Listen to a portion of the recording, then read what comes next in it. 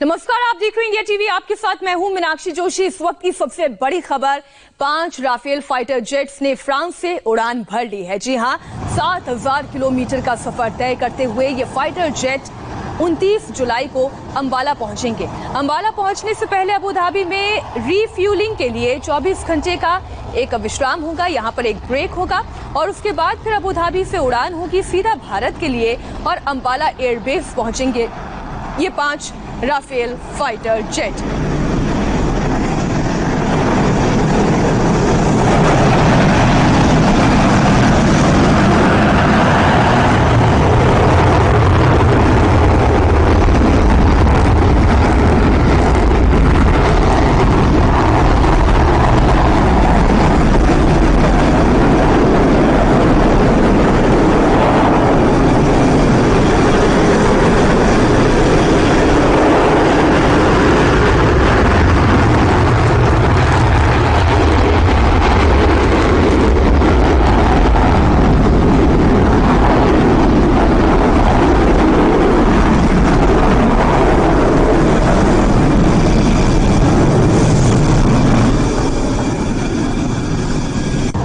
तस्वीर देखिए, अब दूसरी तस्वीर देखिए और ज्यादा करीब से ये राफेल विमान कैसा दिखता है, इसकी ताकत कैसी है, इसकी उड़ान कैसी है, कितनी सक्षमताएं हैं इसमें, कितनी संभावनाएं हैं, वो देखिए। एक और करीब से ये तस्वीर फ्रांस के मेरिग्नाक एयरबेस से, जहां से इन 5 विमानों ने उड़ान भरी। हमारे साथ हमारे सहयोगी मनीष प्रसाद लगातार जुड़े हुए हैं। मनीष, एक के बाद एक ये विमान उड़ान भर चुके हैं, इनकी जर्नी शुरू हो चुकी है और ये 7000 किलोमीटर लंबा सफर 48 घंटे में पूरा होगा। 24 घंटे का एक ब्रेक होगा। लेकिन अगर हम इस विमान की तारीफ करें, इस विमान की ताकत की बात करें, तो हम सबसे पहले इसके इंजन से शुरुआत करते हैं। इसका इंजन कितना खास है? क्योंकि मैं कहीं पढ़ रही थी कि इसमें जो 2 इंजन हैं वो 100 हॉर्स पावर कारों के बराबर हैं। मीनाक्षी, इससे साधारण शब्दों में आप समझें कि इसकी कैपेबिलिटी इस बात की है कि हाई ऑल्टीट्यूड एरिया में अगर माइनस में भी टेम्परेचर है तो उस दौरान इसकी जो हॉर्स पावर है उसकी वजह से और साथ में इंजन स्टार्टअप के तौर पे इसमें कोई भी दिक्कत नहीं आएगी और यही वजह है कि इसको ये और सुपीरियर बनाता है। एक और बात, जो आप मेरिग्नाक एयरबेस पे इस समय विजुअल्स देख रहे हैं, सबसे पहला जो एयरक्राफ्ट है, इंडिया टीवी को जो सीनियर एयरफोर्स के ऑफिशियल्स हैं उन्होंने बताया कि वो RB001 है और जिसका टेल नंबर वो राकेश भदौरिया जो इस समय एयर चीफ हैं उनके नाम पर RB ये टेल नंबर के तौर पर दिया गया था और RB001 को कोई और नहीं बल्कि खुद 17 स्क्वाड्रन यानी गोल्डन एरो के commanding officer group captain Harkirat Singh Shaurya Chakra उसे फ्लाई कर रहे हैं। 2008 में MiG-21 एक क्रैश हुआ, एक्सीडेंट हुआ, उस दौरान भी इन्हीं ग्रुप कैप्टन हरकीरा सिंह ने बेहद बहादुरी के साथ अपना एयरक्राफ्ट भी बचाया और साथ में सबको, अपने आप को भी सेव किया और आबादी से दूर ले गए, इसलिए उनको शौर्य चक्र मिला और इसीलिए गोल्डन एरो स्क्वाड्रन का यानी रफाल की स्क्वाड्रन का उन्हें ग्रुप कैप्टन के तौर पर उनको कमांडिंग ऑफिसर बनाया गया है। उनके साथ विंग कमांडर त्रिपाठी और बाकी जो 5 एयरक्राफ्ट हैं उनको सभी को भारतीय वायुसेना के फाइटर पायलट, जिनको बोर्दू की मैन्युफैक्चरिंग यूनिट में दिखाया गया, समझाया गया, टेक्निकल और मेंटेनेंस स्टाफ जिनको वहां पे बताया गया करीबन 120 की संख्या में, और उसके साथ साथ जो फाइटर पायलट्स को तैयार किया गया उन सभी को ट्रेन किया गया है। अब ये सीधा यहां से UAE आएंगे। एक और बात जो कि बहुत इंपॉर्टेंट है, जिस तरह से आपने बैच देखा, हर फाइटर पायलट, इंडिया टीवी ने पहले भी बताया था कि ये जो बैच है इसमें गोल्डन एरो स्क्वाड्रन जो कि एक 1951 से इस स्क्वाड्रन का जो अस्तित्व था वो था, साथ में कारगिल वॉर जैसा युद्ध इन्होंने लड़ा, उस दौरान जो air chief marshal BS Dhanoa थे वो विंग कमांडर थे, इस यूनिट के कमांडिंग ऑफिसर थे। 2016 में MiG-21 के फेज आउट होने के बाद इस यूनिट को बंद किया गया और फिर 2019 में एक बार फिर से अक्टूबर में गोल्डन एरो रफाल की स्क्वाड्रन के तौर पर अंबाला एयरबेस पर इसको अब पूरी तरह से तैयारी कर ली गई है। जो वेपन्स हैं, इक्विपमेंट्स हैं, जो इंटीग्रेट होने हैं, सारा इक्विपमेंट इस समय अंबाला एयरबेस पर आ गया है।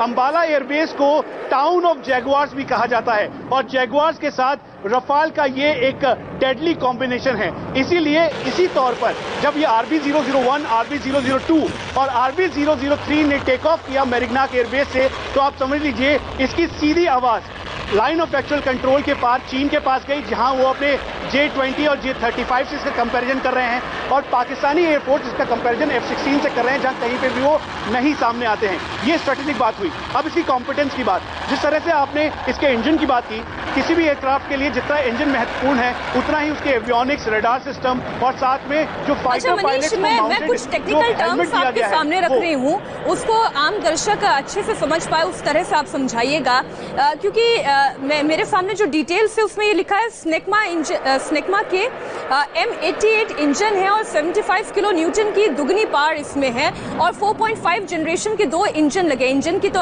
खैर आपने बात की ही कि बहुत ज्यादा शक्तिशाली है, 100 कारों के हॉर्स पावर के बराबर है और 1.8 मैक की स्पीड से ये आसमान में उड़ान भरते हैं। ट्विन इंजन की ताकत से ये 1 मिनट में 7000 फीट की ऊंचाई तक पहुंच पाने में सक्षम है। तो ये जब हम मैक्स स्पीड की बात करते हैं या हम 4.5 जनरेशन के इंजन की बात करते हैं, तो इसको थोड़ा सा और आप विस्तार में समझाएं। देखिए, जब मीनाक्षी हम 4.5 जनरेशन की बात करते हैं ना, तो आपको समझना होगा कि ये मल्टी रोल कॉम्बैट एयरक्राफ्ट के तौर पर है।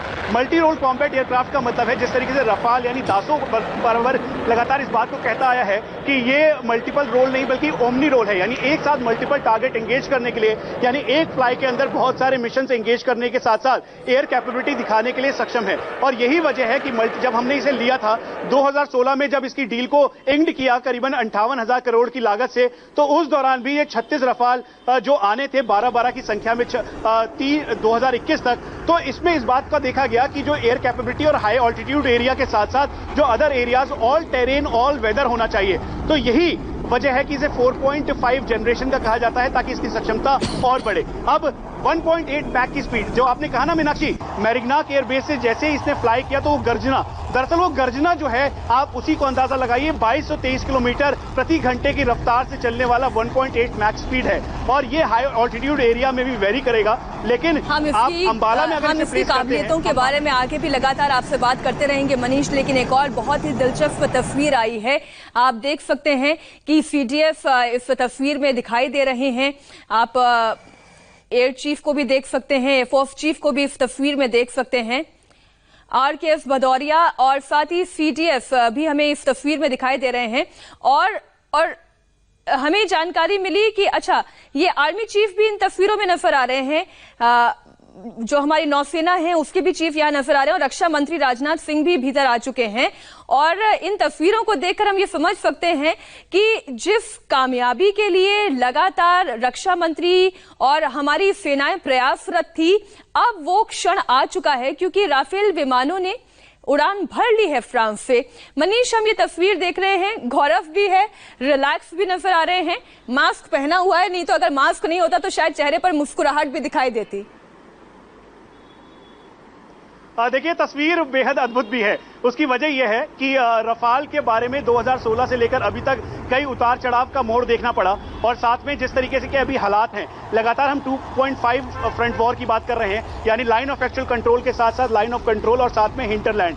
लेकिन जो लाइन ऑफ एक्चुअल कंट्रोल और लाइन ऑफ कंट्रोल में डोमिनेंस की बात है, तो उसमें रफाल एक गेम चेंजर के तौर पर है। और वही तस्वीर इस समय दिखाई दे रही है, जब चारों सैन्य प्रमुख, एक तरीके से CDS chief of defence staff, साथ में आर्मी चीफ, एयरफोर्स चीफ, जिनके लिए बहुत बड़ा मौका है, और उसके साथ साथ जो नेवी चीफ हैं, एयर कॉम्बिनेशन के तौर पर अगर आप बात करें तो खासतौर पे चाहे इंडियन आर्मी को एयर सपोर्ट सिस्टम के तौर पर हो या फिर इंडियन नेवी को सपोर्ट सिस्टम के तौर पर, जो कॉम्बैट एयर पेट्रोल और साथ में एयर डोमिनेंस की पावर है, वो भारतीय वायुसेना के पास है। और यही वजह है कि चाहे बालाकोट एयर स्ट्राइक हो या फिर कारगिल, और मैं इसी के एक एंगल पर आपसे बात करती हूँ। जब हमने हाल ही के दिनों में देखा कि एंगेजमेंट जो है चीनी सैनिकों के साथ हमारा हुआ, लगातार एक तनाव का वातावरण हमने LOC पर देखा, LAC पर देखा, LOC पर तनाव हम लगातार पाकिस्तान के साथ झेलते रहते हैं। ऐसी परिस्थिति में राफेल का भारत आना, एक वो भी इतने उतार चढ़ाव के बाद, आप भी कह रहे हैं, एक निश्चिंतता का एहसास दिलाता है। आप तो कई जो सर्विंग डिफेंस एक्सपर्ट्स हैं उनसे भी टच में रहते हैं, बातचीत करते हैं। मीनाक्षी, मैं इसे दूसरे तरीके से देखूंगा, क्योंकि line of actual control, line of control 2 front war situation है, इसमें कोई डाउट नहीं है, क्योंकि चीन लगातार दबाव बनाने की कोशिश कर रहा है और हम उसे खदेड़ने की कोशिश कर रहे हैं। कई जगहों पर फेस ऑफ है, एयर कॉम्बिनेशन और एयर डोमिनेंस के तौर पर अपने चीन ने अपने जो मेन फ्रंटलाइन एयरबेस हैं जिसमें होतान, कासगर और घानसू एयरबेस है, दरअसल यहां पर उन्होंने अपना हैवी डिप्लॉयमेंट कर रखा है, साथ में एयर डिफेंस मैकेनिज्म भी तैयार कर रखा है। उसके साथ साथ जो पाकिस्तान से सटा हुआ एयरबेस है स्कार्दू, जो कि लद्दाख के ठीक सामने है और वो ट्राई जंक्शन के तौर पर देखा जाता है, दरअसल यहां पर भी वो अपने जो J-20 जैसे फाइटर एयरक्राफ्ट कभी भी डिप्लॉय कर सकता है, इसकी भी बात है। साथ में लाइन ऑफ एक्चुअल कंट्रोल पे पाकिस्तान की तरफ से करीबन 3000 के लगभग सीजफायर वायलेशन किए जा चुके हैं और 135 से ज्यादा आतंकी भारतीय सेना ने मार गिराए हैं। लेकिन इन सबसे ज्यादा इंपॉर्टेंट अभी ये 5 रफाल है, क्योंकि ये 5 रफाल का जो मैसेजिंग है वो 36 रफाल तक जाएगी। यानी ये 5 रफाल अपनी पूरे वेपन इंटीग्रेशन और एवियोनिक्स इंटीग्रेशन के साथ सीधा मैसेज देने को तैयार हैं कि कॉम्बैट एयर पेट्रोल के तौर पर जहां इस समय Su-30 मिराज 2000 अपने स्पाइस और साथ में आपको ये भी बता दें कि Su-30 को ब्रह्मोस के साथ इंटीग्रेट किया गया और जो टाइगर शार्क यूनिट स्क्वाड्रन है ना भारतीय वायुसेना की, वो बहुत ही डेडली कॉम्बिनेशन है, क्योंकि Su-30 के साथ ब्रह्मोस और उसके साथ साथ रफाल के साथ मेटियोर, स्कैल्प, मीका और हैमर, ये एक ऐसा डेडली कॉम्बिनेशन होगा जिसकी वजह से एयर डोमिनेंस करने के लिए भारतीय वायुसेना के अच्छा मनीष, इसी में मैं एक और बात जोड़ रही हूँ, आप अगर गलत हूँ मैं तो करेक्ट करिएगा, क्योंकि कुछ डिफेंस एक्सपर्ट्स को मैं सुन रही थी तो उनका भी मानना ये है कि ब्रह्मोस मिसाइल को भी इसके साथ इंटीग्रेट किया जा सके राफेल के साथ, ये प्रोसेस भी अंडर डेवलपमेंट है।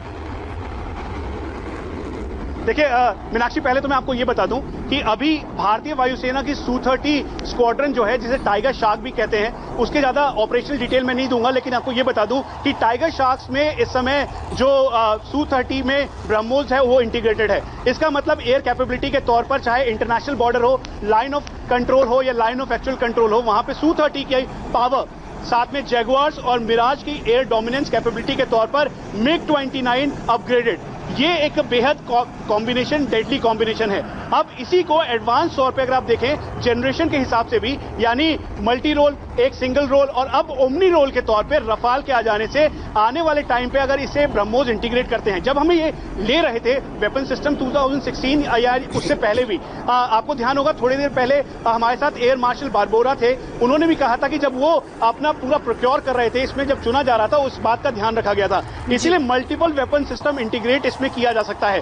ब्रह्मोस इसमें इंटीग्रेट होगा या नहीं ये मैं आपको ऑपरेशनल डिटेल नहीं दूंगा, लेकिन आपको ये बता दूं कि आप ये मान के चलिए इसमें various weapon system can be integrated at a one time. इसका मतलब बिल्कुल साफ है, कई वेपन सिस्टम चाहे न्यूक्लियर डिफेंस के तौर पर हो या फिर एयर कैपेबिलिटी, ये बार-बार कहते हैं कि इसकी एयर कैपेबिलिटी ही ओमनी रोल है, ये हर तरफ, हर जगह, हर तरीके से मारक क्षमता वाला राफेल विमान है, लड़ाकू विमान है। मनीषा बने रहिएगा हमारे साथ। अब इसके स्ट्रक्चरल, इसकी बॉडी, इसके इंजन, इसमें कौन कौन से मिसाइल लैस होगी, एक एक करके वो पूरा ग्राफिक्स के जरिए आपके सामने रखते हैं।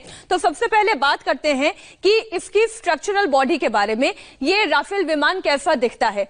3700 किलोमीटर की इसकी रेंज है। इसकी अगर हम लंबाई की बात करें तो 15.30 मीटर इसकी लंबाई है। ऊंचाई की बात करें तो 5.30 मीटर इसकी ऊंचाई है और ये 10 टन वजनी विमान है। इसके विंग स्पैन की बात करें तो 10.90 मीटर इसका विंग स्पैन है। तो ये तो हो गई इसके स्ट्रक्चर की बात। अब इसकी कैपेबिलिटीज की बात करते हैं कि इसकी कैपेबिलिटीज, क्यों हम बार बार ये कहते हैं कि राफेल विमान अपने आप में बेहद खास है, बहुत सारी खूबियों से ये लैस है। तो अब आप ये देखिए 2222 किलोमीटर प्रति घंटे की रफ्तार से ये राफेल विमान जो है वो उड़ान भरता है। और फ्लाइंग कैपेबिलिटी जब हम कहते हैं तो कितना ज्यादा वजन ये राफेल विमान उठा सकता है, तो वो आप देखिए 24,494 किलो वजन उठाने के साथ साथ ये अपनी फ्लाइंग कैपेबिलिटी रखता है, जहां पर ये 15,240 मीटर की ऊंची उड़ान भर पाने में कामयाब है। आप आगे देखिए जो इसका रेट ऑफ क्लाइंब है, हम बार बार ये कहते हैं कि पलक झपकते ही ये कब यहां से आंखों से ओझल हो जाएगा ये आप अंदाजा नहीं लगा पाएंगे। तो 18,288 मीटर पर मिनट इसका रेट ऑफ क्लाइंब है। तो हमने इसकी कैपेबिलिटीज आपके सामने रख दी, इसकी उड़ान, इसकी स्पीड, इसके रेट ऑफ क्लाइंब, इसकी फंक्शनल कैपेबिलिटीज कैसे बढ़ती है इसके इंजन की वजह से। तो इसका इंजन कितना पावरफुल है, आइए वो भी ग्राफिक्स आपके सामने रखते हैं, वो डिटेलिंग भी करते हैं। तो राफेल विमान के अंदर कौन कौन सी मिसाइल लैस है? MICA missile, Meteor missile, SCALP missile और हैमर मिसाइल की हम बात कर रहे हैं। लेकिन जब हम इसके इंजन की बात करते हैं तो आप इंजन देखें कितना पावरफुल इसका इंजन है। हमने जैसे बताया आपको कि राफेल में स्निग्मा की M88 इंजन जो कि 75 किलो न्यूटन की दुगनी पावर रखते हैं, ऐसा इंजन इसका है। 4.5 जनरेशन के 2 इंजन हैं, जिसके बारे में हमने आपको ये जानकारी दी कि इसकी ताकत 100 कारों की हॉर्स पावर के बराबर है केवल इसके इंजन की। और इसमें 2 इंजन इंस्टॉल होते हैं। वो उसकी पोजीशनिंग कहां है वो भी हम आपको दिखा रहे हैं। इसमें 2 इंजन इंस्टॉल होते हैं। 1.8 मैक की स्पीड से ये आसमान में तेजी के साथ उड़ान भरते हैं। यानी इसके इंजन की ताकत ऐसी है कि 1 मिनट में ये 60,000 फीट की ऊंचाई तक पहुंच पाने में सक्षम है। अब इसके अंदर हम बात करते हैं कि कौन कौन से मिसाइल लैस किए गए हैं। हमने कहा हैमर है, स्कैल्प है, मीटियोर है, मीका मिसाइल है। तो सबसे पहले हैमर की बात करते हैं। हैमर जिसका शाब्दिक अर्थ हिंदी में होता है हथौड़ा, एक बार मार करेगा, कड़ा प्रहार करेगा और अपने दुश्मन को ध्वस्त कर देगा। अगर हम हैमर की बात करें तो ये एक लेजर गाइडेड खतरनाक मिसाइल है। और ये इसका अगर हम फुल फॉर्म की बात करें तो ये highly agile manoeuvrable mutation extended range है। अब हम इसकी क्योंकि रेंज की बात करते हैं तो इसका रेंज कितना है, 60 से 70 किलोमीटर का इसका रेंज है। और जब हम 60 से 70 किलोमीटर कहते हैं तो आप ये समझिए कि लद्दाख LAC जहां पर है, ये ऐसा हाई ऑल्टीट्यूड टेरेन है जहां पर ये ऊंचाई से जाकर कहीं पर भी मार करने में सक्षम है। ये इसकी हैमर मिसाइल जो 3 मीटर लंबी है, 330 किलो इसका वजन है। और एक साथ इस राफेल में कितने हैमर फिट हो सकते हैं? 6 हैमर फिट होने में ये राफेल विमान सक्षम है। अब आप देखिए स्कैल्प की बात करते हैं। स्कैल्प मिसाइल जो कि अचूक निशाना है इसका, एक बार निशाना सधेगा, चूकेगा नहीं। ये किसी भी बंकर को बर्बाद करने में सक्षम है क्योंकि ऊंचाई से ये मार करेगा, सीधा बंकर को निस्तो नाबूद कर देगा। दुश्मन के घर में घुसकर मार कर पाने में कामयाब होगा। आप अपने ही रेंज में रहकर, मतलब अपने ही सीमा रेखा के भीतर रहकर आप बॉर्डर के उस पार के दुश्मन के बंकर्स को ध्वस्त कर सकते हैं। ये खास तरीके के वॉरहेड से लैस है जिसे हम स्कैल्प मिसाइल के तौर पर कह रहे हैं। इसे स्टॉर्म शैडो मिसाइल भी कहा जाता है, यानी फायर एंड फॉरगेट। ये शैडो की तरह आएगा, फायर करेगा और उसके बाद फिर आप दुश्मनों को किस तरीके से धूल चटाएगा इसके बारे में भूल जाइए। आगे देखिए मीटियोर और मीका मिसाइल की भी बारे में हम बात करते हैं। मीटियोर मिसाइल जो हवा से हवा में मार करने में सक्षम है। और कुछ डिटेलिंग आपको देंगे एक छोटे से ब्रेक के बाद, क्योंकि हम बार बार ये कह रहे हैं कि राफेल विमान का भारत आना भारत की वायुसेना बेड़े को ताकत देता है। और हमारी कामयाबियां और इसका जोश किस बुलंदियों पर पहुंच रहा है राफेल के आने से, एक छोटे से ब्रेक के बाद चर्चा जारी है।